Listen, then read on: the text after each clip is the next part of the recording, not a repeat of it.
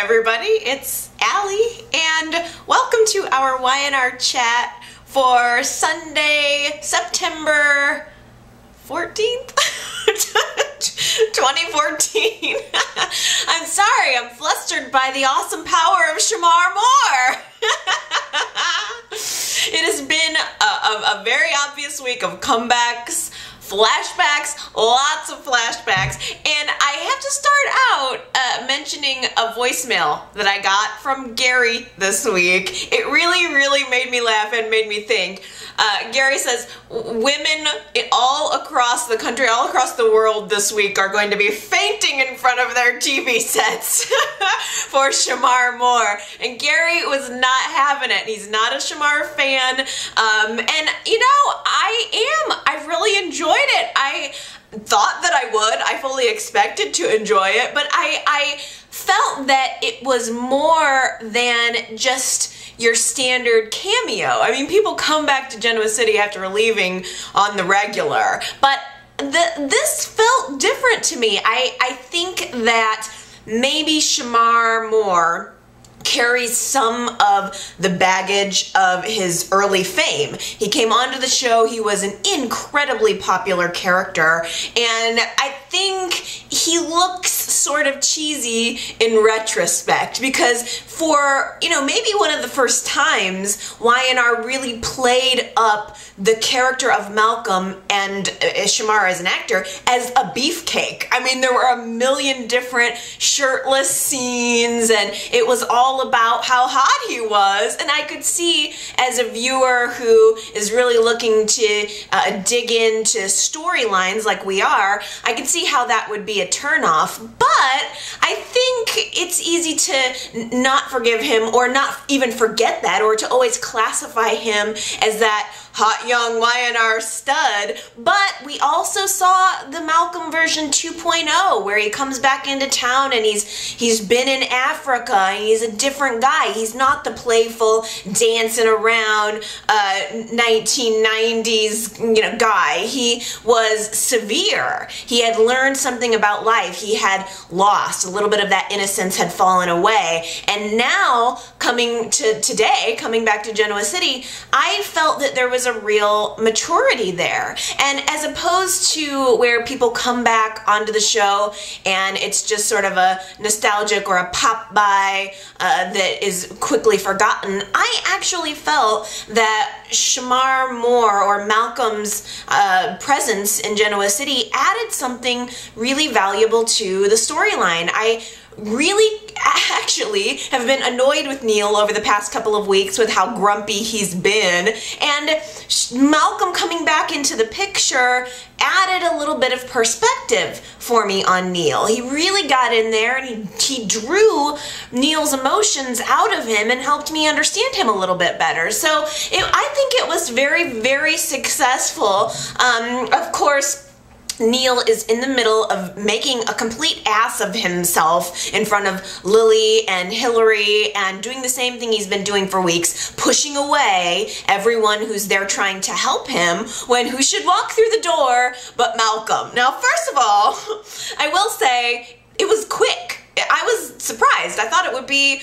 another couple of weeks before he would even be there. I know I said it was going to be September 10th and 11th, but I zipped out of consciousness and completely forgot that this was even the week. I didn't know this was going to be the Malcolm week, and it popped up on my screen and in complete surprise. What was it, Tuesday, I think? So I was shocked at how quickly he was on my screen. And second of all,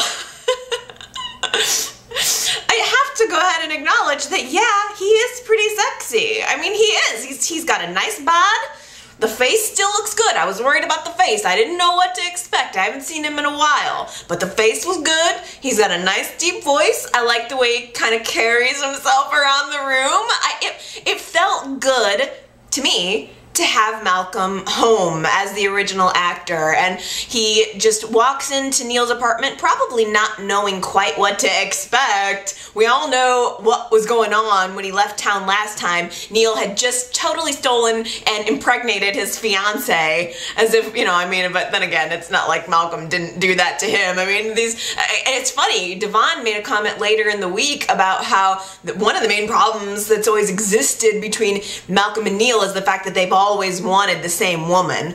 Never mind the fact that they also, I think, had some sibling rivalry as children, because when Malcolm first came onto the show, Neil was Mr. Stuffed Suit enterprising man, and Malcolm was this relaxed, carefree, fun photographer, and I think there was always a personality clash there. But now Malcolm's walking through the door in 2014, not entirely knowing what to expect, but Kane has called him and let him know about everything that's gone on with Neil, and thought that this might be something to help. And I think it was very bold of Malcolm to make that entrance and to extend that olive branch. He walks right in and gives Neil this very meaningful hug. It wasn't a quick pat. He really goes in, gives him a hug, turns around, sees Lily, his daughter.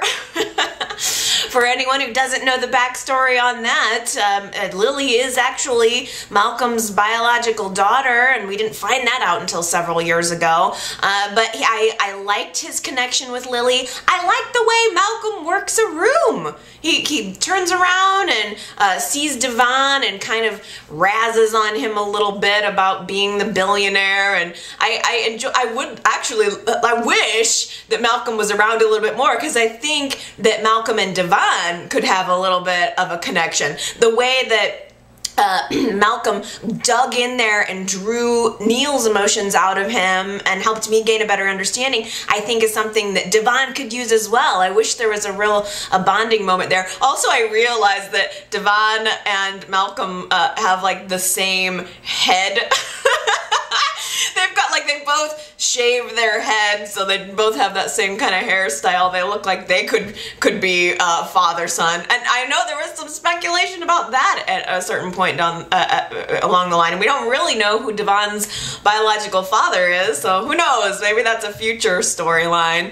But I thought there was a kind of a shocking moment when Malcolm laid eyes on Hillary for the first time.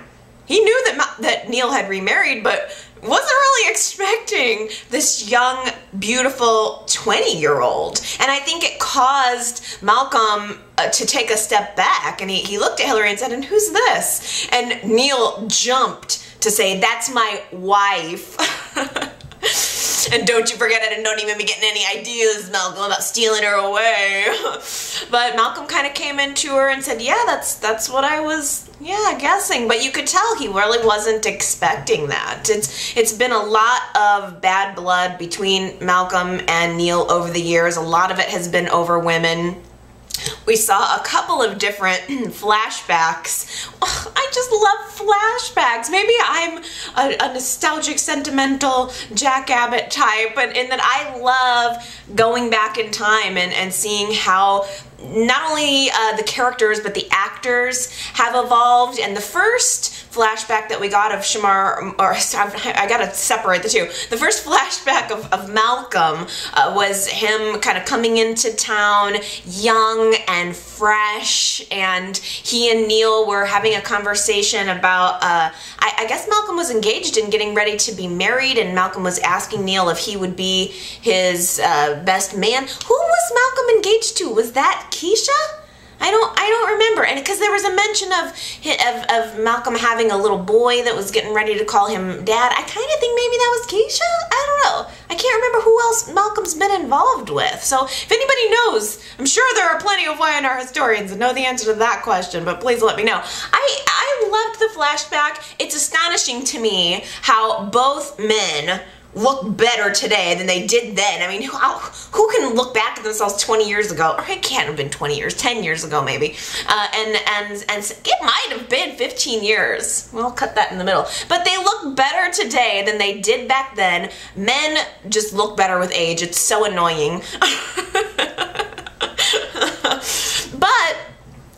again, then Y&R kind of transitioned into the Malcolm 2.0 flashbacks, where it was no longer dancing around the photography studio. It was angry, dreadlock and bandana Malcolm.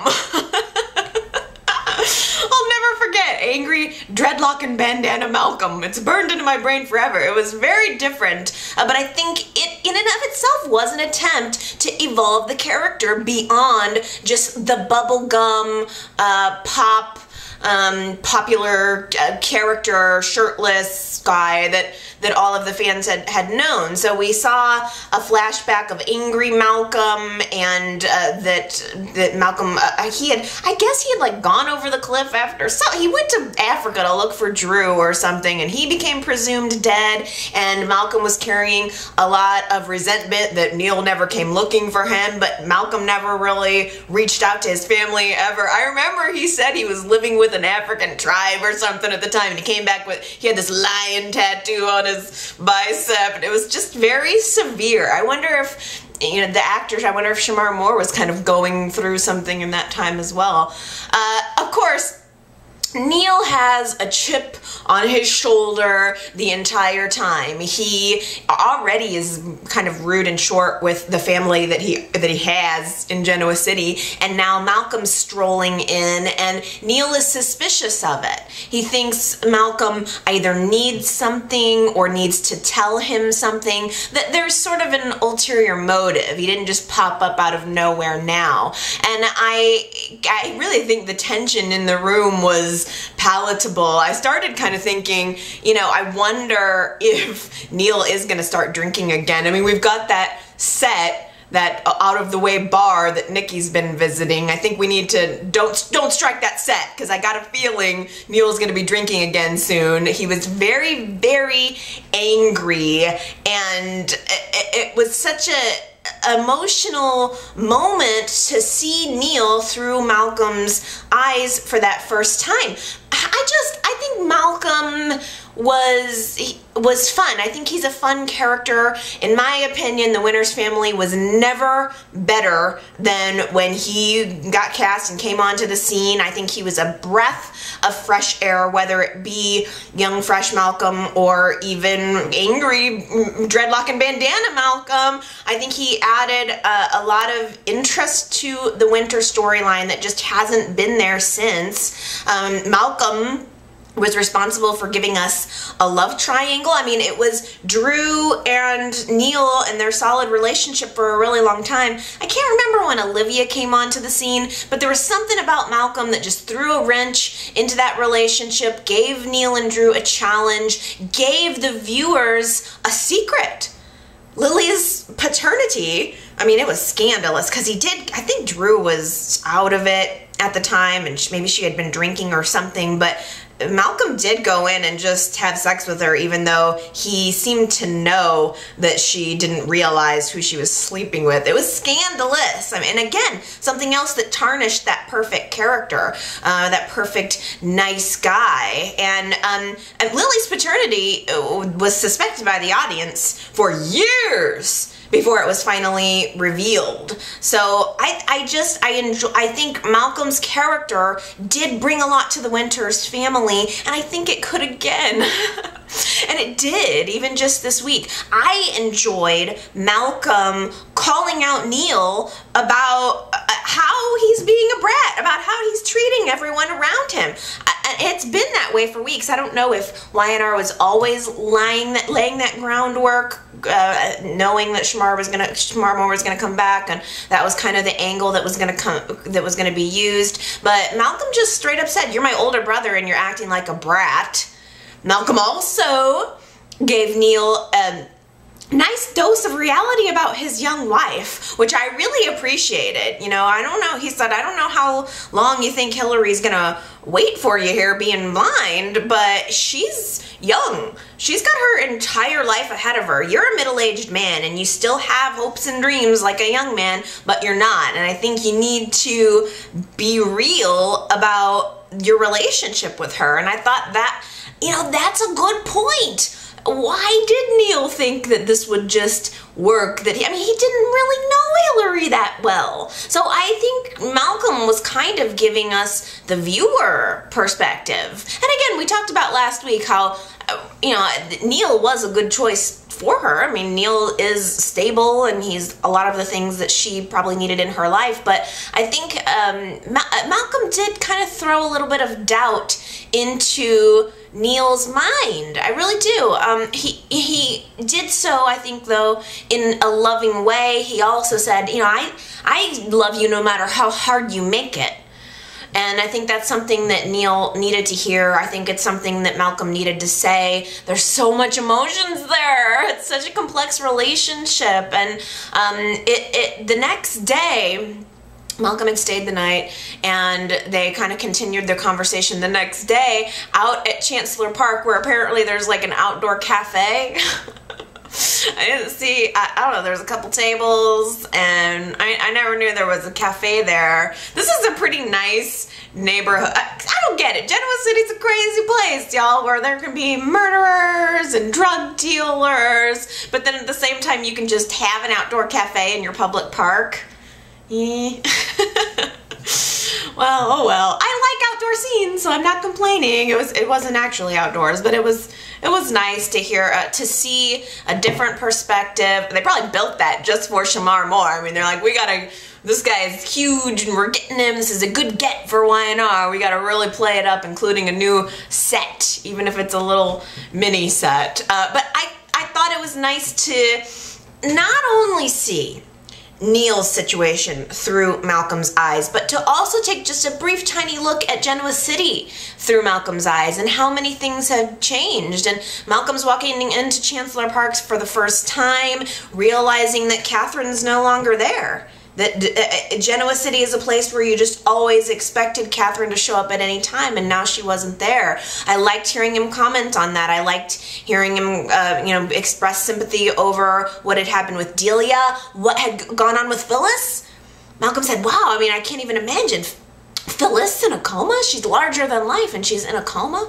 And again, I think that Malcolm really nailed Neil about his feelings for Drew, his relationship with Drew. And Malcolm honed in on that real quickly. And it's something that we as the audience have been talking about for a long time. Neil has just never really been able to have anyone else like Drew, to recapture that kind of relationship. It seems like he's always going through this cycle of getting the woman, wanting her so bad, but then getting her, and then realizing that he doesn't want her and dumping her. That's kind of what had happened in the past several years with many of his relationships. And I liked that Malcolm called him out and said, this is what you do.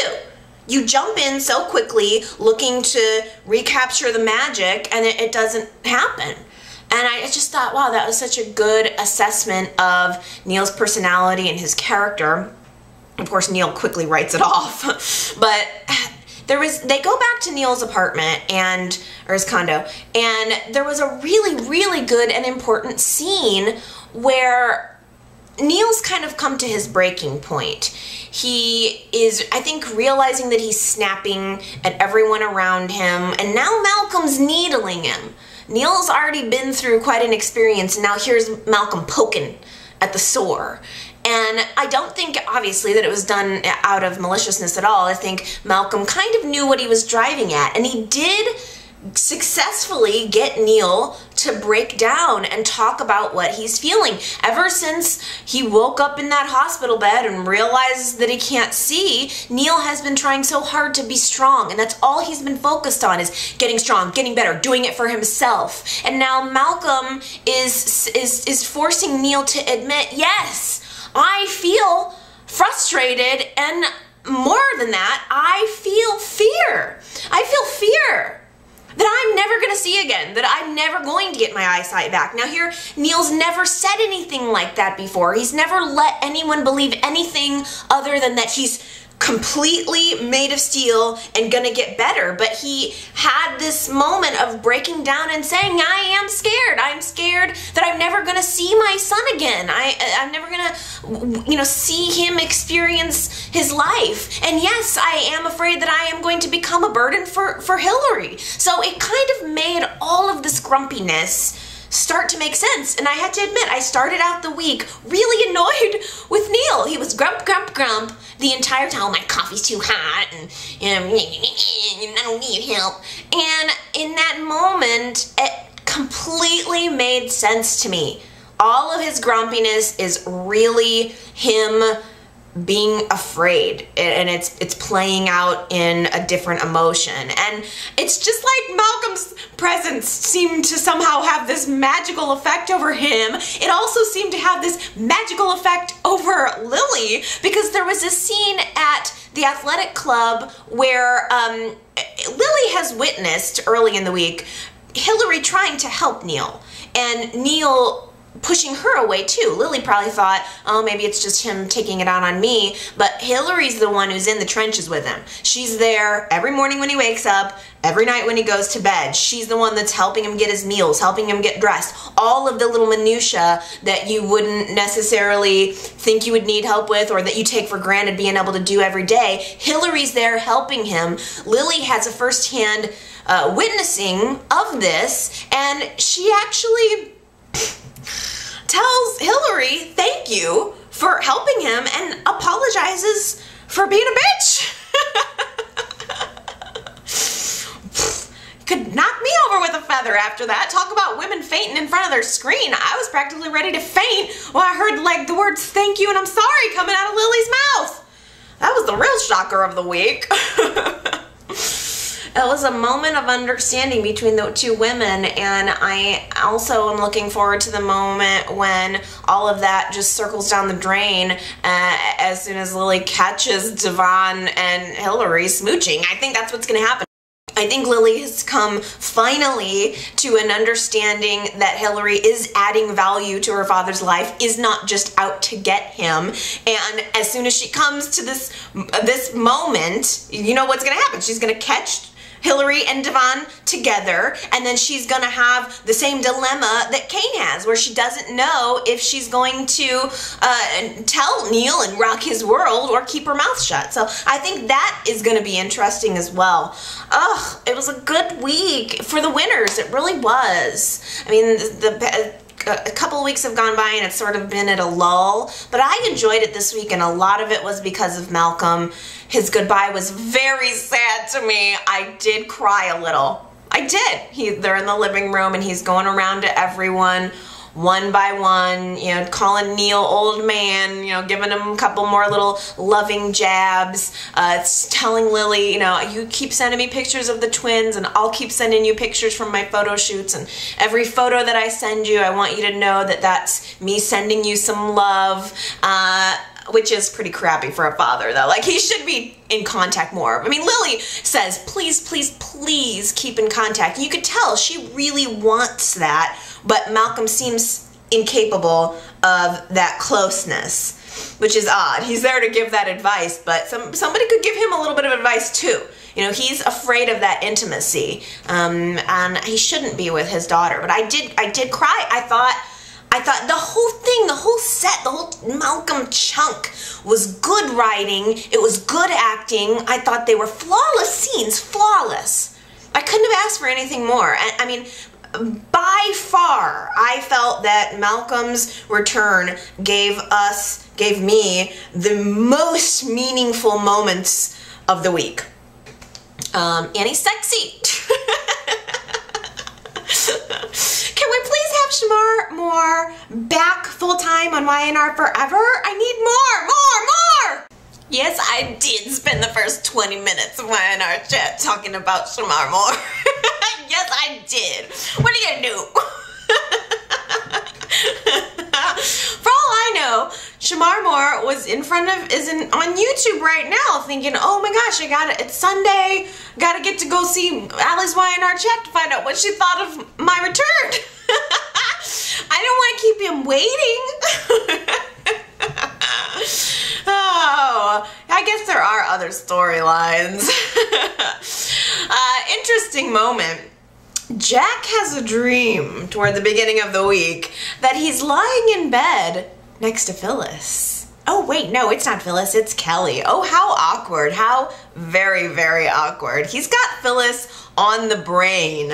Is it because he is taking this next step into a new relationship and trying to let her go? Or is he having like some kind of psychic connection with Phyllis? I don't know. But we got a flashback in quotes. Again, this is a week of flashbacks, comebacks. But it's a flashback, a manufactured flashback of the character of Phyllis, new Phyllis, sitting in the living room at the Abbott Mansion, at home with Jack. It was kind of a parallel. Kelly had just been talking with Jack about using the kitchen and promising not to burn it down when she's cooking him dinner. And now Jack is having a flashback, remembering a time where he's at home with Phyllis. She almost burned the house down trying to cook, and instead they're sitting there on the couch eating Chinese food as an alternative. And you know, I have to admit, it did make me smile. It did. I think that Gina is going to be a good Phyllis. It's a little different. She's not quite as femme as Michelle Stafford. There's something a little more, I don't know. I can't place my finger on it yet. She's real blunt, but just not girly, I guess is maybe a good way of putting it. I mean, I haven't seen very much of her, and I'm interested to see what she's going to do, but there's almost something kind of tomboy about her, but I think it's going to be good. You got to be big, you got to be bold, you got to be brash to play Phyllis Summers. So I think that they did make a really good choice. I think the writing is still there. I had to laugh of Phyllis is trying to play off the fact that she almost burnt the kitchen down, and she said, well, the kitchen has never been my favorite room. Oh, you can say that again. Oh boy, I wonder what Phyllis coming back is going to mean for everyone. She is still, as of this moment, in the coma. There's a nurse that has been taking an interest in her, sitting by her bedside, showing her photos of her family, even puts her engagement ring I guess it was her engagement ring to Jack on her finger, huge, huge diamond. The second the nurse puts the ring on Phyllis's finger, the finger starts to twitch a little bit, and the nurse is realizing this coma patient is coming out of it. I mean, this is, I think, a facility for coma patients, and the nurses probably see a lot of patients who have no hope whatsoever. They talk to them day in, day out with absolutely no progress. And so now the nurse is seeing, oh my gosh, this one kind of seems like she's coming out of it. So she calls Jack.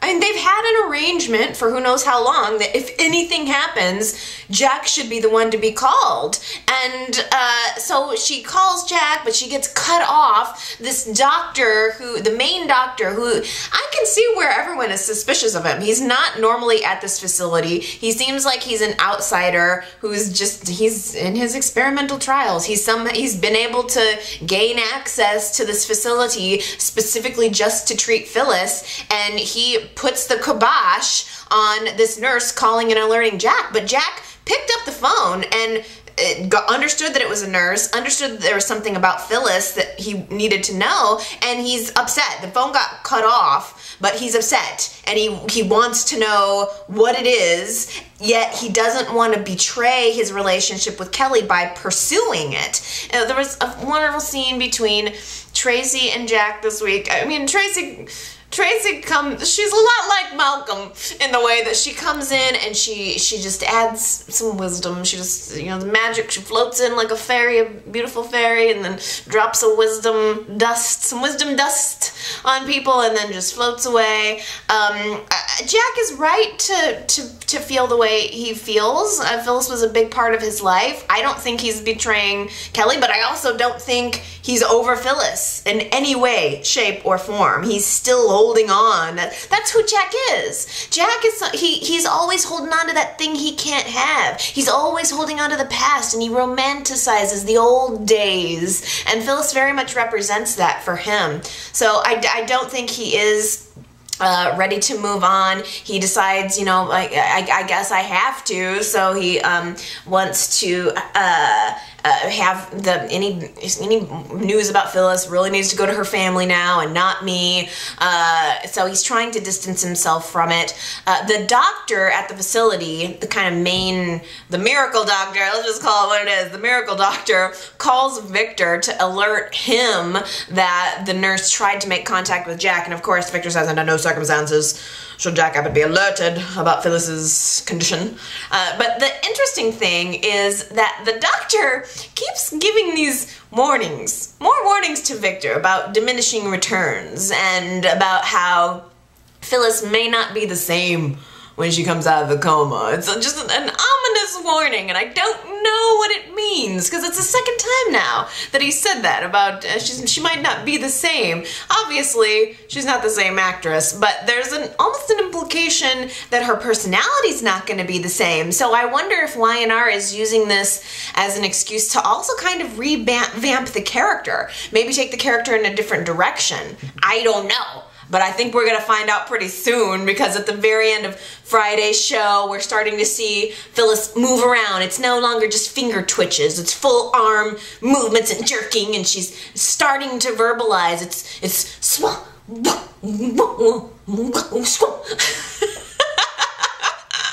kind of violently moving around, and at the very end of Friday's show, she erupts out of the coma with a scream! The only thing that could have been better is if she just would have erupted out of her coma by saying, I want more, more! I'm telling you, I think there's some kind of psychic thing going on with Phyllis. She's not able to get out of the coma, and I know that nobody's really noticed her or been paying attention to her for the past year, but it seems like she's somehow psychically connected to strategic people in Genoa City, because she's coming out of the coma at the exact time that Nick and Sharon are getting close again, and that's how the scenes were cut. Very interesting. Nick has this beautiful surprise for Sharon. You know, okay, let me just back up one second, because I mean, it had to have been a year ago where I remember saying, I just almost wish that we could go back in time and Nick and Sharon were back together and Cassie was still alive. Or what if Y&R just reset and went, and Cassie never died, and to see what course of action would have taken. Because again, if Cassie wouldn't have died, Nick and Sharon's relationship wouldn't have fallen apart. Nick and Phyllis probably never would have hooked up. So it's interesting that that's where we are now. I mean, Y&R is just taking us back, even all the way back to Nick and Sharon's early relationship, and I'm just enjoying it, and I'm not looking forward to when it all gets blown apart. Nick decides that he wants to give Sharon a surprise, a very wonderful surprise. He arranges to take her to the coffee house, and he has the whole place decorated like it was that luau, their college dance that they went to, where they started falling in love. And I mean, how many times have we seen those photos of them with the laurel wreaths or whatever they are that on their head, and they were named the king and queen of the dance, and it was just such the budding of their romance, and we saw flashbacks of their young faces, and not only just when they started falling in love, but after he had proposed to her and bought the coffee house. Oh, those were good times, and I think one of the scenes, the flashback scenes, was Nick, I want to say they were at Newman Enterprises, and he's trying to propose to her, and he gives her this kind of bumbly proposal. He's not sure of himself. It's a very different Nick than we know today. He's stumbling over his words, and she doesn't quite know what to make of it. She's just swept up in this fantasy. I mean, it's such a classic Cinderella story, you know? And it was nice to see the flashbacks, and here they are again, 2014, at the coffee house. Nick has planned this luau theme, and he proposes to her. And even though Sharon has said that she's not interested in this on more than once to him, she was starting to come around a few weeks ago, and we all know she's gonna say yes, and his proposal is very sweet. He just says, You know, I can't promise you perfect, but I can promise you I'm committed to you. Well, maybe. I love this couple together. It feels so good, but the whole thing felt a little bit like, I promise to love you forever and to be with you forever until I find out that you switched my paternity test results. I know I'm gonna be alone in this opinion, but the week starts off and Nikki is very upset with Victor. She's just been through the whole Ian Ward nightmare, and I think it was truly a nightmare come true for her. And now Victor is home from, he's had several business trips where he's actually been checking on Phyllis to try to bust Sharon. And I know that, but Nikki being upset with Victor, I was a little annoyed with her. I just felt like she's blaming him for not being there for her when she needed him, yet Nikki has systematically pushed Victor away and kept the truth from him at every turn. You know, she's saying, where were you when I needed you? But Victor's response was, you didn't tell me you were in trouble. You didn't tell me any of this. I mean, how many phone calls have we seen where Nikki's leaving voicemails for Victor just telling him that everything's fine? And I know he should be able to read between the lines, but I don't think you can really blame Victor for not being there when Nikki has been pushing him away.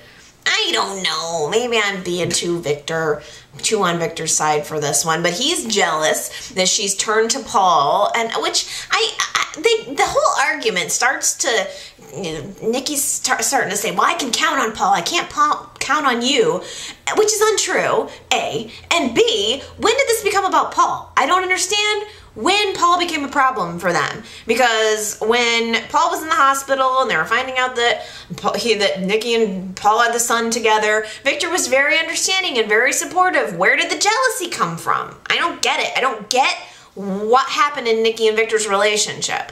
Yeah, he's an international businessman. You expect him to be home all the time? I don't know. It kind of came out of nowhere for me. But Nikki decides that she's gonna go to that same out-of-the-way bar. Nobody will know me here. Nobody will recognize me. So she goes to the bar, you know, to think. Not to drink, no. And she runs into her probably newest Genoa City friend, Maureen, played by Meredith Baxter. Cue the electric guitar riff. And they're both in the bar like it's the bad bar, you know, like, oh, we're drinking during the day. Her drinking buddy. It's like, I think Maureen is going to be the one person that Nikki's actually able to be completely honest with, even though she's going to be doing it while she's drinking. I loved it. I tell you, for the intro scenes of Meredith Baxter, I could not have enjoyed it more. She was excellent. First of all, she has the haircut that Nikki should have. I'm looking at these two women side by side, and I want to take Meredith's hair and I want to plop it on top of Nikki's head, and I want to take Nikki's hair and I want to throw it. There's no reason why Nikki cannot have that haircut. I don't know when I became so critical of everyone's hair, but it's not right, and I just thought Meredith looked so good with it, and it would look really good on Nikki. I like them together. I thought they had an instant rapport. It totally worked for me. Nikki realizes she's doing something wrong. She's at a bar. She can't reveal exactly who she is, and she gets the impression that this Maureen doesn't know who she is. So Nikki introduces herself to this new friend as Sherry. Now, damn if I didn't think that she said Sharon. Did anybody else get that? I had to rewind and watch that, because I said, did she just say Sharon? I thought that would have been so much better. Almost like, you know, my bad alter ego is Sharon. Oh, that would have been good, but no, it was Sherry. Damn it. So they're drinking together, and Nikki's going on about how Victor's never there for her, and Maureen in return is going on and on about how she has secrets too, and she's on her way to go visit some people. And it dawned on me immediately in that moment. Like right in the middle of Monday's show, I was like, oh, she's stitching Kelly's mom. That makes complete sense to me. I buy it 100%. It was very, very unexpected overall. I just thought she was gonna come in for a cameo and be Nikki's drinking buddy for a while and then go away. I'm so glad that Meredith Baxter is gonna have a more permanent position. I could totally get used to her. I like her. I like how she delivers. I like how she looks. I like how she interacts with the rest of the cast. I think she looks like she belongs there. It's kind of, I don't know, it's kind of like in the way that other characters have come on. She doesn't have a lot of money. She's sort of on the outside of these rich people, but she's very quickly going to find out that she's got more connections than she realized into the money, and I wonder if she's going to want to get her sticky hands into it. I mean, so far, she seems like she's a legitimate character, like she doesn't have some nefarious plan, but at the same time, she could get there. You never know. Characters can turn on a dime. After Nikki takes her cab home and they part, they both go their separate ways. Nikki comes home. Victor has ordered her this beautiful bouquet of flowers right in the middle of the living room. It was funny to me. Nikki comes up, sees the flowers, she's sloshed, picks up the card, starts to read it, and she's like, yeah, blah, blah, blah, love you, blah, blah, blah. Sorry, why can't we get along, blah, blah, blah. It was really funny. And then she stumbles, knocks over the roses. That was such I don't know, it's one of those little moments, that says so much. Nikki's drunk and knocks over the vase of beautiful flowers that Victor's given to her, knocks over the beautiful gesture that Victor has given to her, as if flowers could really make up for, not being there when your wife almost got raped. But still, I liked the moment of her knocking them over, and of course, she knocks them over right as Victor comes in and assumes she threw them on the floor. It was humiliating. I felt mortified for Nikki that she did that, and now Victor's standing over her going, what, are you mad at me? And she's saying, no, it was just an accident. Stop hovering over me. Look, I'm fine. And he naturally is concerned about her mental state, her MS. She gets all cranky, like, well, I don't even want to hear the words MS anymore. Well, you're sick, and I know that you don't want anybody to fawn over you, but at the same time, you don't want anybody to pay attention to you because of your illness, but then you're mad at Victor for not paying attention to you or not being there for you at any time you need him. So which is it? What do you want, Nikki?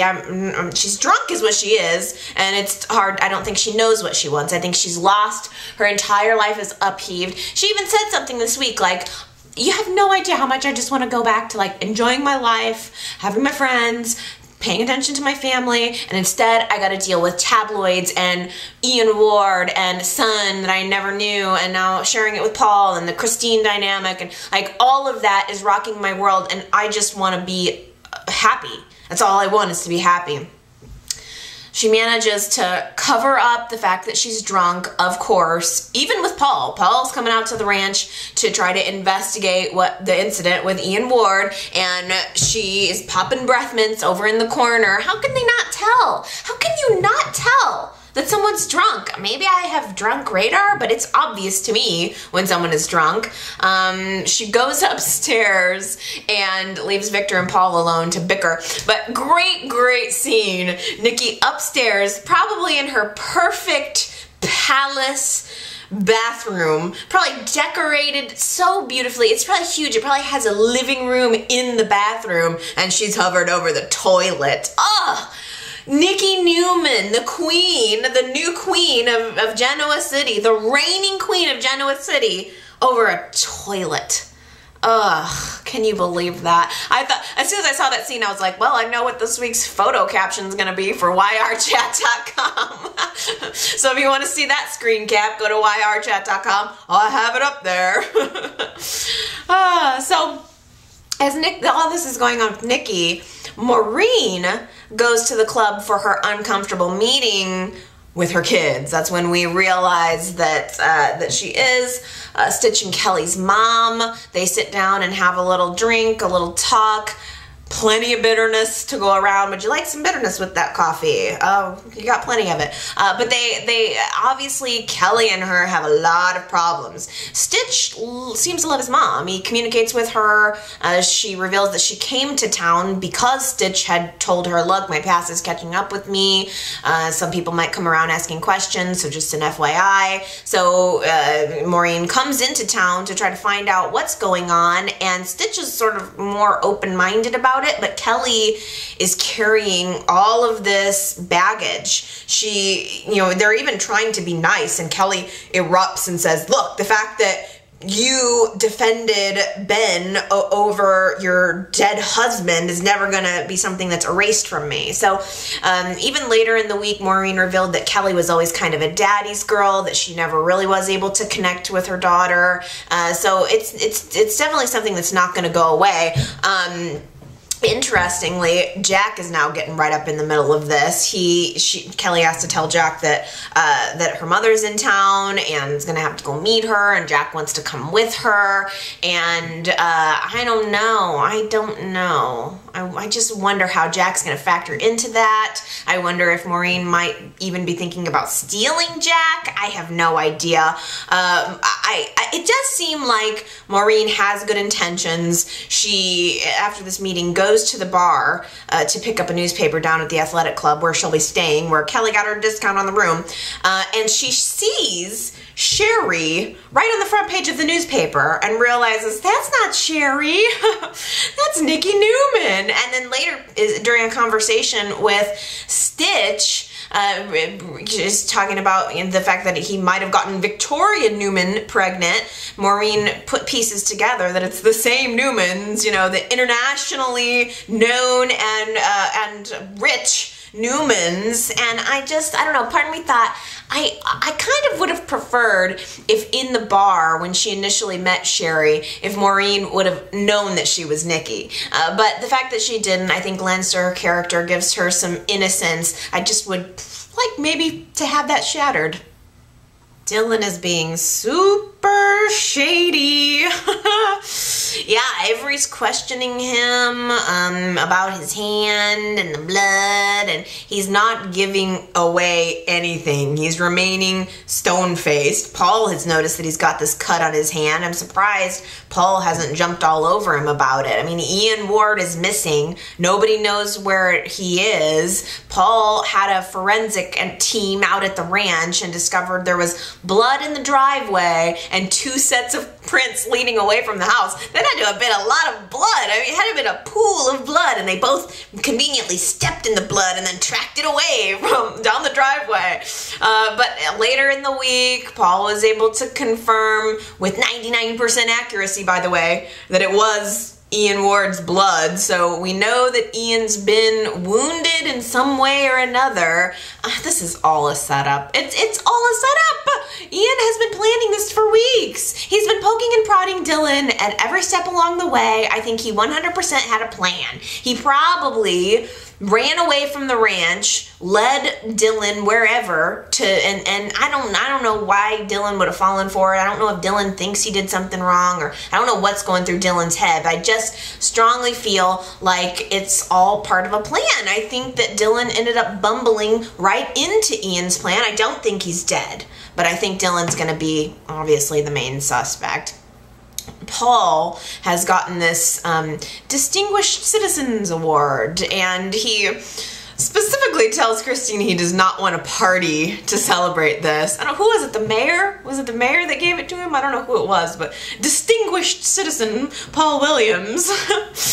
Christine wants to throw him a party. He says, I don't want a party, please. I just want to chill. Like, I just want some no drama. And Christine can't resist. She calls everybody out to the athletic club. Lauren, Michael, Nikki, Victor, even Dylan. She even reached out to to Dylan and handed him a little bit of an olive branch and said, let's clear the air. You know, I realize that I was put off when I found out that you were Paul's son, but I want you to know any problems I have are really more about Nikki. It's not about you. I want you to have a relationship with your father. And Dylan at the same time is struggling to understand where Paul fits into his life because he already considers that he has a father, so he wants to be close with him but doesn't quite know how. Does end up showing up for Paul's party, so does Nikki. Christine was even a little bit civil with Nikki. It was like hugs all around her. It was just very like nicey nice with everybody, and then hello Nikki. I enjoyed that. But everybody's there and not Paul. Paul's the only one that hasn't shown up. He is at the police station. Michael is there with him. And he gets evidence, some kind of evidence, and Michael tells him, no, don't go. Oh, it was the evidence about that it was Ian's blood, I think. And Michael tries to convince him to put the case aside for the night, go to the athletic club where he knows the party is happening. Paul doesn't want to do it. He's very intent on finding out what happened to Ian, getting to the, apprehending him and putting him in jail for what he did to Nikki and Mariah. It's not sitting well with Paul. Paul's wanted to catch Ian for who knows how long, for weeks, for months, probably for a long time. But while Paul is there getting this evidence, Michael steps off onto the sidelines when Jeff shows up. Good old Jeff. I love him. I like Jeff. He adds a comedic element to an otherwise very serious situation. Jeff comes in, in the middle of a murder investigation, Jeff comes in and is barking at Michael like, hey, buddy, I got a parking ticket. You think you could help me out with that? It makes me laugh. I think Genoa City needs these seedier characters to help balance out the super rich, and Jeff really fits that bill for me anyway. But Jeff does provide an interesting piece of the puzzle. He tells Michael, look, if you help me take care of my parking ticket, he's like that. Jeff is like, who's the guy, the Starsky and Hutch informant? Oh, what's his name? Oh, Snoop. It's like Snoop Dogg played him in the movie, which I haven't seen. I don't know why that piece of information is. What's his name? Jeff is like the informant, like the seedy guy that's like hanging out on the street corner with a cigarette, just kind of keeping his eyes. And then the police come to him like, yeah, what you see? And he's like, yeah, I'll tell you what I saw for a price. That's Jeff. And Jeff tells Michael that, I was at the racetrack where you guys, they found Ian's car at the racetrack, and Jeff happened to mention, I was at the racetrack, and not only did I don't know if he said he saw Ian, but he said he saw Dylan there. Jeff provides the piece of the puzzle that Dylan was seen at the racetrack where Ian Ward's car was found. So that doesn't look good for Dylan at all. Michael, who has just spent the past who knows how long convincing Paul to sort of relax and go to the party, shows up at the party where Paul has finally arrived. Not necessarily like happy that Chris went and arranged this big thing, but he kind of tolerates it. Michael shows up right behind and is like, Paul, I gotta tell you something. He could have waited until the next morning. Maybe, I don't know. But Michael tells Paul everything that Jeff told him, that Dylan was there, and Paul cannot continue on with the party. He pulls Dylan aside and tells him, I'm sorry, buddy, I'm gonna have to take you in for questioning. Victoria is totally jealous of Abby and Stitch's relationship. She doesn't entirely know what's going on. She runs into Stitch at the rooftop bar and begins to question him about it, and Stitch lets him know, look, I don't have a relationship with Abby. I've been with her because I'm working with her. I got hired at Jabot to work on a project that Ashley's working on, and Abby comes up behind him at that exact moment and whacks him over the head with a Jabot contract. Like, what are you doing talking to Victoria about work? It was totally inappropriate. I 100% thought Abby had the right to be mad at him. I'm watching the scene, Stitch getting ready to blah, blah, blah about whatever project he's working on for Ashley. I don't think he was necessarily going to give away state secrets, but like, hello? Do you realize who you're talking to? And I 100% believe that Stitch would tell Victoria anything she wanted to know to get back in her good graces. Victoria is now got her head up Daddy's butt once again, working at Newman Enterprises, just begging for his approval, like she always does, ends up right back there. And she's gonna want to know what top secret project Ashley's working on. And I don't think Victoria is above using Stitch to get the information, and I don't think Stitch is above giving it to her. So Abby comes up behind him like, you gotta sign this confidentiality contract, moron. And I thought she was completely right too. Victoria goes away and there's a moment alone once again between Abby and Stitch. And she is mad at him and confused by him, and she said something to him like, you know, I don't understand you. I don't know who you are. It's not adding up. You came into town and you were such a nice guy, and now we find out that you're a murderer. She keeps repeating it, you're a murderer. And she even says, you know, I've wanted to kill my father plenty of times, which made me laugh, because yeah, I would have too. But your father was your flesh and blood. Why would you do that? How could that even be? How could we all have been so wrong about you? So she's perplexed by Stitch and she wants to figure him out. I think Abby may very well be the one who's going to end up getting to the bottom of what else it is that Stitch is hiding about the incident with his father. He's not telling the whole truth. There's something that Stitch and the mother know that Kelly does not know, and that the rest of the world does not know. I kind of wonder if the mother killed him and Stitch took the rap for it and is just stuck with his story to save the mother. That's kind of my thought, or my current thought. So, but I don't know. We'll have to see. Of course, Victoria runs to Victor, tells him all about what Stitch told her, that Ashley's working on something, and has to reveal to Victor that her marriage with Billy is officially over. She even says, try not to gloat too much. I thought it was a nice moment because you know Victor probably did want to like throw a touchdown and do a little dance in the end zone, like yeah, their marriage is over. And instead he did show some restraint, gave her a hug. Just seems like that relationship is over. It seems certainly like YNR is building toward a couple of new ones, moving Abby in the direction of Stitch, certainly moving Chelsea and Billy into the direction together. And Chelsea's in New York right now, and no amount of distance is keeping her mind off of Billy. She has this dream. It starts off as kind of a sexual fantasy with Billy and her and Billy in the shower getting all steamy together, and then Chelsea looks off in the distance and there's this shadowy figure who we know is Adam, and it wakes her up out of her dream, and she calls Billy to tell him about it, saying, you know, I was kind of steamy. You know, you kind of tell her she wanted to titillate him a little bit with the steamy dream she had, but then she has to tell him, you know, her fear, which is that, you know, Adam was going to come back, or that was something that was on her mind. And in exchange, Billy tells Chelsea that he is officially divorced, and it was kind of funny. She rushed off the phone like there was a fire. She did not want to talk about it, acknowledge it. Oh my God, Billy's a free man. I don't know what to do with this information. I think we all know what she's going to do with this information. It's kind of clear. The shower dream summarized it all. Billy and Victoria are going to get almost close, and a shadowy figure of Adam is going to show back up. I think we've got some definite foreshadowing there.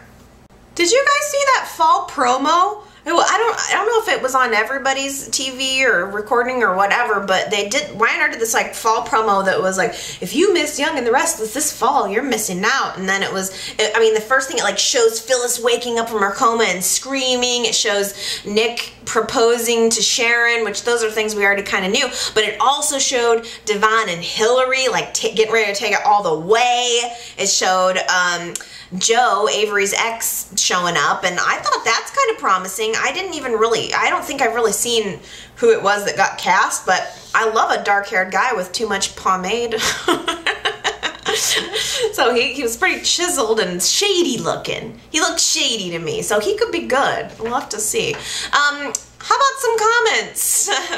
I got quite a few of them this week. I want to start off with Ellen C., who left me a message at yrchat.com saying, speaking of Nikki's MS, where is Victor's magical cure for his wife? Thank you. He spent so much resources finding a magic cure for Phyllis, and he can't find a magic cure for MS. I enjoyed that comment. And Ellen went on to say, I've been worried that Stitch was headed for the sidelines now that they've revealed his supposedly scandalous secrets and ruined his medical career, but it seems like they're positioning him for new storylines instead. I can see that Victoria, Ashley, and Abby all seem to have feelings for him. How messy. Plus, Billy is related to all three of these women, so he will continue to be aggravated no matter which woman Stitch ends up with. I just wish the new Billy was more of an appealing actor. He just doesn't have the charisma or looks to pull off Billy's funny and sarcastic lines. He falls really flat. Anyway, now that Stitch is working for Ashley, I think he will get involved with Ashley or Abby just in time to find out that he is the father of Victoria's baby. Juicy. About the Stitch and Kelly and all that. Gary called in and left a comment for me and mentioned just that in general he felt like Kelly's not working, and I do agree. I don't. It's not just the styling. I mean, for one thing, Kelly, it is too severe. They can't seem to get her right. I don't know why they have to style her so severely. It's always dramatic red or bright blue or whatever. Like, can we not soften her up a bit? Because that seems to be the problem with the character for me. When Kelly came on, she was a wounded bird. I could identify with her. This is a woman who lost her son, lost her father, had this traumatic family situation, and yet she's just so rigid and cold. And I could see how those situations would lead to a rigid and cold personality, but it's just that it started off so differently, and have had trouble adjusting on every level. I don't feel a connection between her and Jack anymore. Even it's kind of funny because Gary had mentioned, like, where is Emily? Emily was actually a good match for Jack. I felt the chemistry there. It felt real. It felt natural, and there's just something about Kelly, this version of Kelly that just doesn't work for me. Another thing that Gary mentioned that I really wanted to zero in on was this voicemail that Gary left early in the week had speculated that, is it possible that Maureen could be connected to Ian Ward somehow? And I think that didn't quite turn out to be true. I think she's kind of proven to be innocent, after you left your voice comment, Gary. But I wanted to mention it because I think that's a sign of a good villain, that we assume everyone that comes into town is somehow connected to Ian. I think that's just a testament to what a good villain he is. We just assume there could be more to the story. Bobby left me a comment on Facebook and said, just a quick note to talk about Meredith Baxter. Awesome casting. Stitch and Kelly's mother, yay. The rest of Stitch's story is gonna come out. I love that she's a bit of a drunk. On a side note, OMG, see Nikki driving the porcelain bus was priceless. Poor Nikki. I know, believe me, I had the same feeling. And about Meredith Baxter, Frances Cole Whitlow also mentioned on Facebook, I just read a rumor that Nikki is going to become gay. Well, Meredith Baxter is a lesbian in real life. Oh my, can you imagine Victor's reaction to that one? I hope they don't go there. Well, I hope not either. I mean, I don't know. That might be a little bit too far. Poor Nikki's character. I mean, I guess it's possible. Who knows? I mean, I got nothing wrong with it in theory, but I don't know. I just don't know if that would be something I'd want to see for the character of Nikki specifically. Of course, then again, after you go black mustache, where else can you go?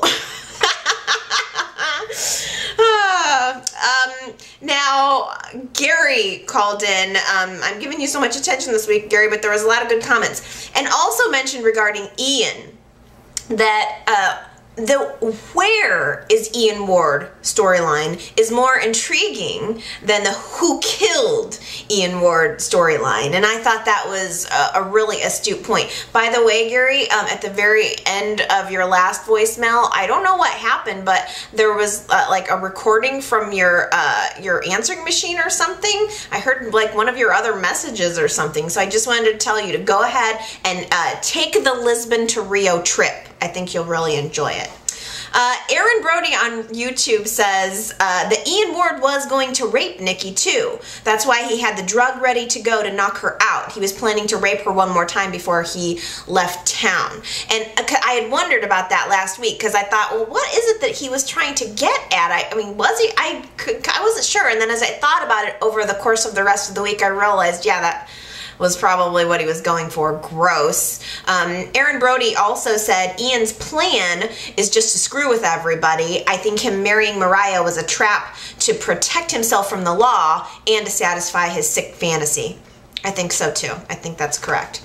Shannon Burge on YouTube said, do you think Paul is going to make sure Dylan goes to jail for Ian's murder because he didn't do that with Ricky? That's a good point. I think Paul still has a lot of baggage where Ricky was concerned. I think he still has a lot of unresolved feelings. I think he feels horrible for having killed his own son, but also horrible for not stopping him before it got to that point. And Paul has noticed on many occasions that Dylan has a violent personality, and while Dylan is not Ricky, I think that Paul might be trying to compensate for that a little bit. But here again, we have an authority figure trapped between their personal relationship with someone and doing their job. Something we've seen quite a few times. Michael Brackens says on YouTube, for some reason I think Leslie's going to end up killing Ian. She exposed his secret and made an enemy out of a sadistic, psychological, manipulating mastermind. Wow, what a good storyline that would be. We could have Neil versus Barton, Hillary versus Leslie. Ooh, how so-tastically juicy. I love that. I love that term too, so-tastically juicy. Just a couple of other random comments. I had talked about last week, why isn't YN ever tried to launch an actual cosmetics line? And Linda Scott on YouTube says they tried a cosmetics line a couple of years ago called Jabot, but it was not successful. I feel like I kind of have a vague memory of that. Like maybe they advertised it here or there. Maybe they didn't throw themselves wholeheartedly into it, but I said if they had it, I would buy it, and I didn't. So sorry I let you down there, YNR. And finally, you know, I was kind of surprised because I didn't see a lot of comments about Shamar Moore this week. Am I the only one that was excited about it? Because I mean, there was a lot of comments about the other stuff, but considering how much YNR had hyped up the return, I didn't see as much of people commenting about it. But Gina said on Facebook, yay for the return of Shamar Moore, woohoo! Now if he could just bring Drew back with him, we'd have a lot to talk about. I know it. It's probably never gonna happen, but I agree. I think the Winters family needs a shot in the arm, and Malcolm certainly did it for this week. I wish we had something a little more long-term. And I think that's a good way to end. I wanted just to really bring it full circle, to start with Shamar Moore and end with Shamar Moore. Okay, everybody, I hope you have a wonderful week and that you enjoy next week's shows, and that you leave me a comment. It really does inspire me. So use the YouTube box below to type in your comment. You can also go to yrchat.com and find me on Facebook and Twitter and all that good stuff. So I look forward to hearing from you and look forward to coming back next week and chatting again about our favorite show. I love you guys. Bye!